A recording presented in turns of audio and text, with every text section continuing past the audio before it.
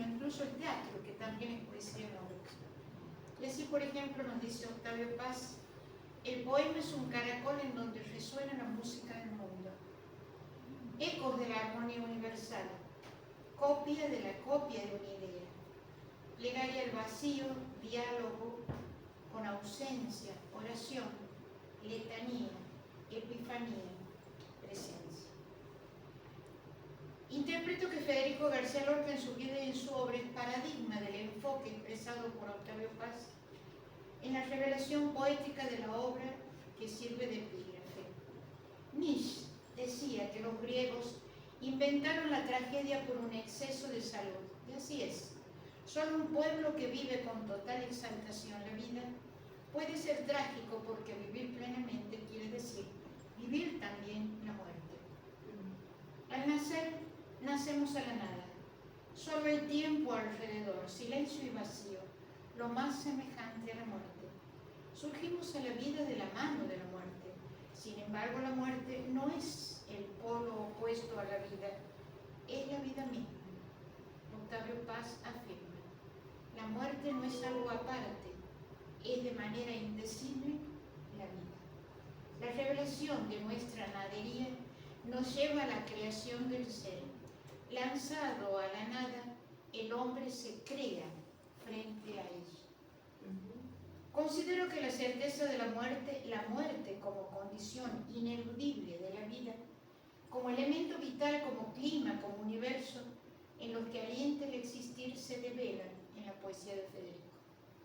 Esta poesía desnuda crudamente la opción. Entre el nacimiento y la muerte transcurre nuestro vivir. Nos pertenece la opción de vivirlo como deyección, de sufrirlo como exilio, o escoger el obro de una identidad y con esto inventar, crear nuestro ser, afirmarlo, trascenderlo. Su poesía reintegra a la muerte la altivez que le otorgaron los griegos en la tragedia. Rechaza los conceptos religiosos que pretenden reducir la vida a un tránsito hacia la muerte, o el pensamiento existencialista que limita al hombre como un ser para la muerte, o el pensamiento porque la vida es ilimitadamente más que esto, es un umbral de posibilidades. En ella radica lo maravilloso de su libertad. La poesía le permite al hombre nombrar, crear, ser, realizarse en el ser.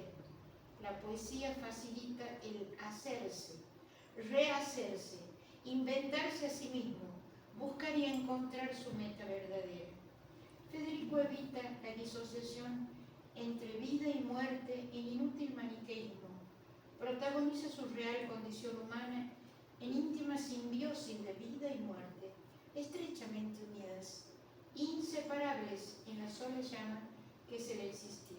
Así, la idea de muerte adquiere un sentido más claro, no opuesto a la vida, se torna condición ineludible de la vida. La poesía trasciende la nada y el vacío atribuido a la muerte, la dota de plenitud vital y le devuelve el protagonismo que le corresponde en el ser.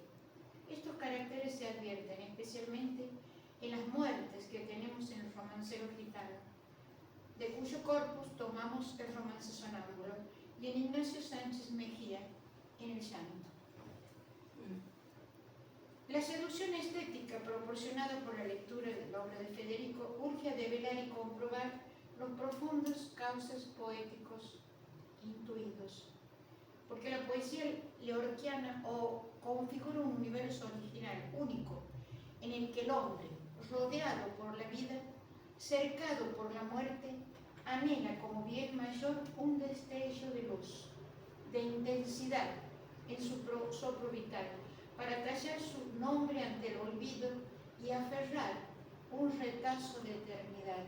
Recién lo dijo el maestro, ignorante, nos dicen las diván del Tamarí, ignorante del agua voy buscando una muerte de luz que me consuma.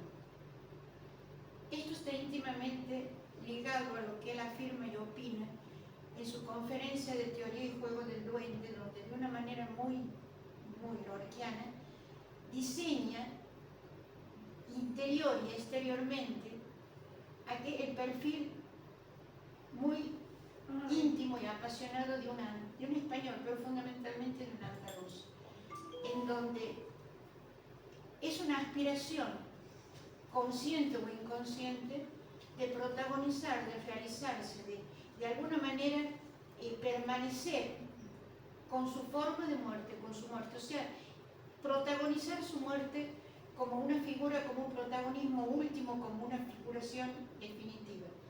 Eso se nota muy claro en el romancero gitano, donde cada uno de los romances prácticamente son estampas como naipes, como cartas de naipes, en donde cada uno de ellos queda prácticamente eternizado en su muerte. Por ejemplo, si recordamos Prendimiento y Muerte, los dos romances, Prendimiento y Muerte de Hernanito el Camborio, la lucha primero con los 5 gitanos, sus mismos primos enemigos, y luego su muerte.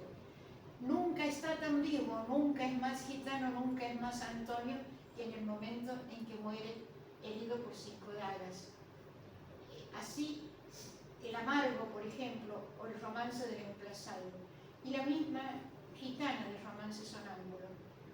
Nunca es tan bella, nunca va a quedar sorprendida así en una estalactita o en un calamar, en un hilo, que no es de hielo, que no es de agua congelada, sino de luz de luna intangible, que de alguna manera la mantiene sostenida en el agua para siempre. O sea, ya no está en la vida, pero tampoco la muerte puede poseerla en el sentido de que está así, flotando. Ese sentido con que él de alguna manera sublimiza la muerte va evolucionando, por esto que tuvo la habilidad de leer Julio, en el sentido que el avance de sus diversas obras, que él ha ido leyendo un fragmento de cada una de sus obras, va avanzando, va evolucionando ese concepto de muerte, como creciendo con él, como madurando con él. Esa muerte hasta cierto punto infantil, adolescente, de las aventuras, de los peregrinitos, o de las aventuras del caracol, o el caracol aventurero, esas canciones para niñas, evolucionando. En el romancero gitano está muy bruñida, digamos, tallada en los elementos de la naturaleza, pero luego en el llanto es otro tipo de muerte. Allí la muerte circula directamente, quemando por sus arterias, porque esa muerte lo involucra de alguna manera, es una muerte muy cercana a la que ya ese tema obviamente lo divide y lo canta en una expresión muy musical, muy compleja. No olvidemos la formación musical que tenía, que era a la vez músico y poeta, y la distribuye en 4 tiempos, como una partitura, en la que a cada uno le da un tono, no solamente por la forma externa de la extensión de los versos, sino que de alguna manera sentimos los diversos tiempos de muerte que le toca enfrentar frente a esta agonía prolongada de Ignacio Sánchez Mejía. Pero es una muerte que de alguna manera rescatamos por la manera desesperada con que pretende retener todo aquello que patéticamente, amargamente lo dice, va a destruir la efigie, la figura de Ignacio. Teme a las ortigas, teme a las hierbas, teme a todo aquello que de alguna manera va a destruir las flores de su calavera, nos dice. La corrupción de los cuerpos, de los cadáveres, es algo que lo aterra. Y es algo que se vive muy en esa época. Yo te decía hoy incluso Juan Ramón Jiménez, el temor que tenía a entrar en el colegio al que asistía, donde estaban los elementos de ciencias naturales, donde había incluso animales embalsamados, ese sentimiento terrible que da aquello de un cadáver conservado, en fin, eso es muy de la época, y muchos en la generación generación del 27, por lo menos son 3 o 4 los poetas amigos de esa generación que están de alguna manera imbuidos de ese temor o impresión. Son cosas que a veces sentimos como determinadas épocas. Pero tenemos también Poeta en Nueva York, en donde él va a Nueva York. Imagínense ustedes el cambio de paisaje, el entorno, lo folclórico, lo pequeño, lo familiar, lo gitano del romancero frente a aquel bosque de cemento que es Nueva York. No solamente eso le impresiona, sino la cantidad, los millares de muertes necesarias para alimentar esa multitud que está prácticamente amurallada detrás del cemento y de los vidrios. Allí no encuentra la naturaleza, no encuentra el correr libre del viento, no está ni siquiera cerca de los ríos, o sea que de alguna manera es un enfrentamiento muy duro, más allá de las condiciones humanas que le haya tocado vivir con respecto a sus correrías, a su manera tan especial de vivir, o que se haya sentido también oprimida. Hay un episodio ahí bastante notable en Poeta en Nueva York, que una familia amiga en cuya casa se aloja, escucha la historia que una niña, la hija del anfitrión, unos pocos años, no más de 2 años, cae en un pozo. Una niña de entre 5 y 7 años, y no logran salvarla. Cuando pueden sacarla, la niña se ha ahogado. Y esta parte circular del pozo y la expresión que de alguna manera nos lleva en con un trabajo de orfebrería con que él trabaja a lo largo de toda su obra, la metáfora, tiene una de las cúspides más notables en este poema, en este libro del Poeta en Nueva York.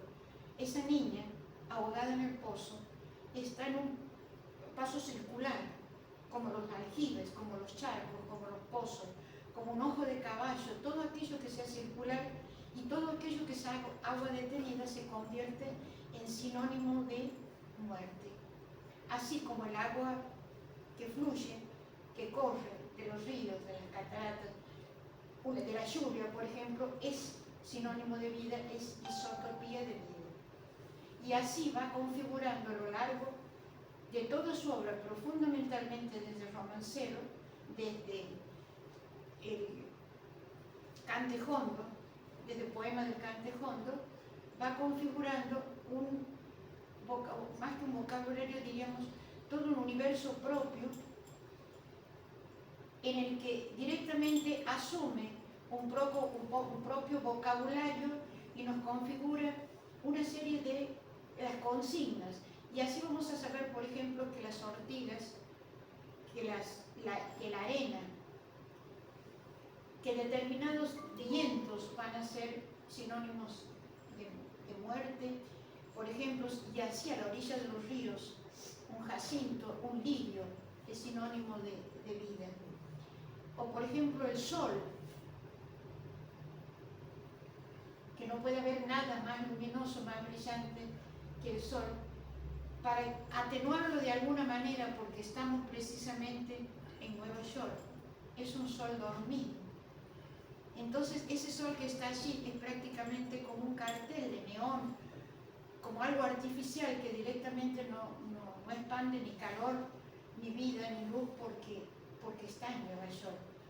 Y a él esa ciudad le parece prácticamente la negación de todo aquello que esplende, que es vida, que es luz, que de alguna manera posiblemente evoca su Andalucía, obviamente realidades muy distintas. Lo que se pretende en este trabajo, en esta investigación que se hizo, es dos cosas, dos rumbos simbólicos y paralelos en este sentido.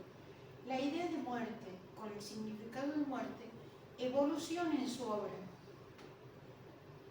Evoluciona desde sus primeros libros y luego va ahondándose, toma caracteres muy amargos, muy desastrados, sin luz, opacos, donde no hay vida, donde los seres humanos son todos anónimos, trajes vacíos, huecos, donde la muerte es anónima, ya no es un Antonito, ya no es un Camborio, ya no es la niña amarga, ya no es la gitana. No tiene nombre, no interesa, y opone a todo aquello, opone la bolsa, opone Wall Street, opone la opulencia y la riqueza de los poderosos, pero fundamentalmente se identifica con la raza negra y de alguna manera coincide con Arlen.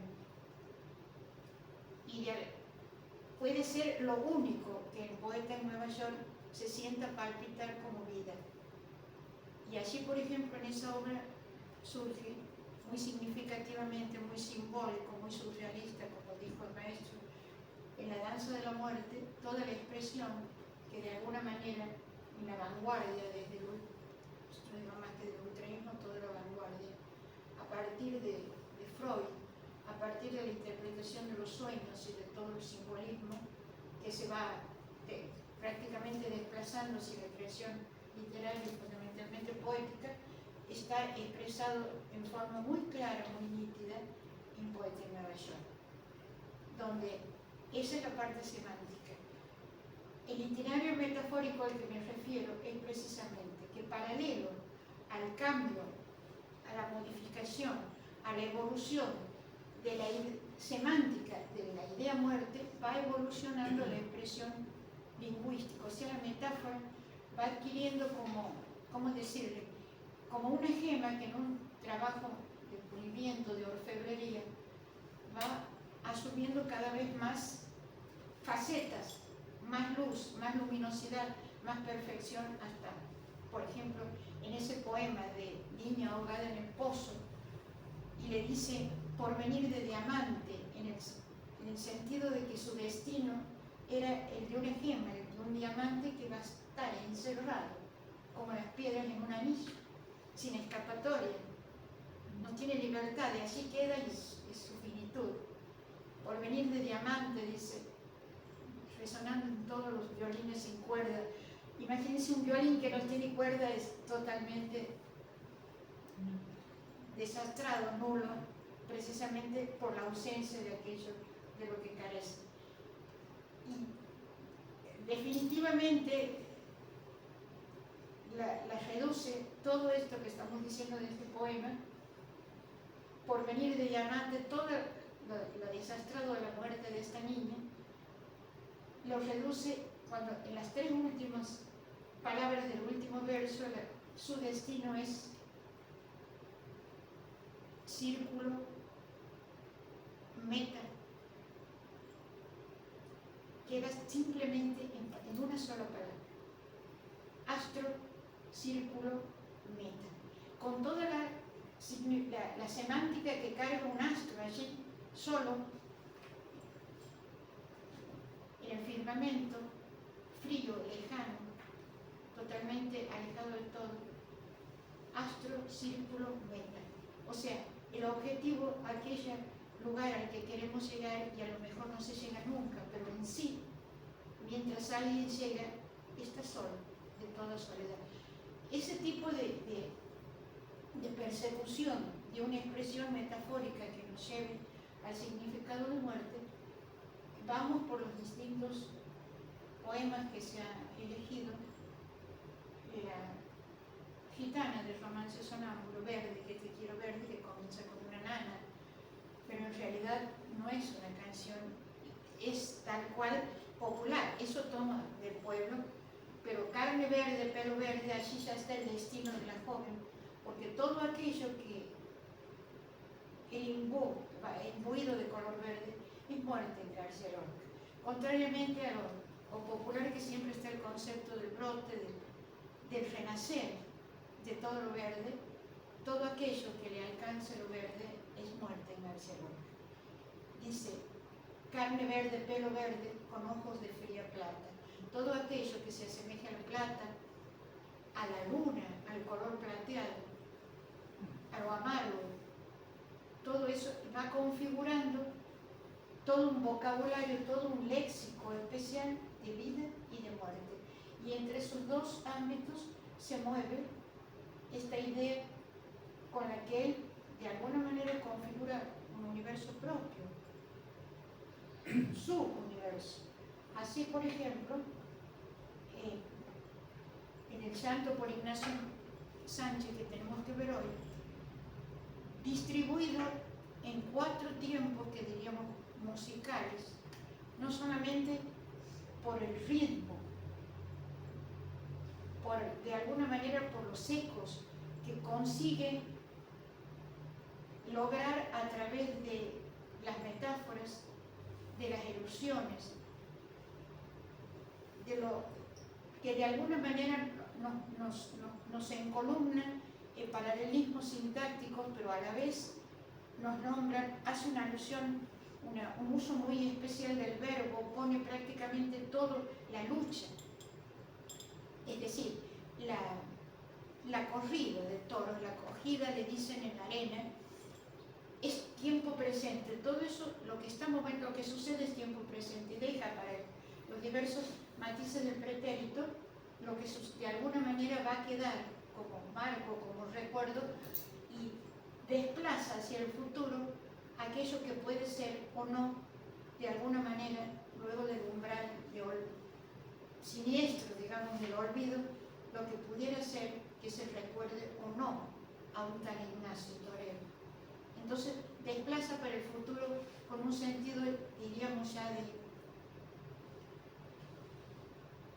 terriblemente, de alguna manera nos lleva al temblor y al asumir lo terriblemente definitivo que es el olvido, porque posiblemente una muerte instantánea, momentánea, de hoy, de mañana, no sea tan terrible como cuando apresar el instante en que ya no se nombra, no se lo recuerda, donde realmente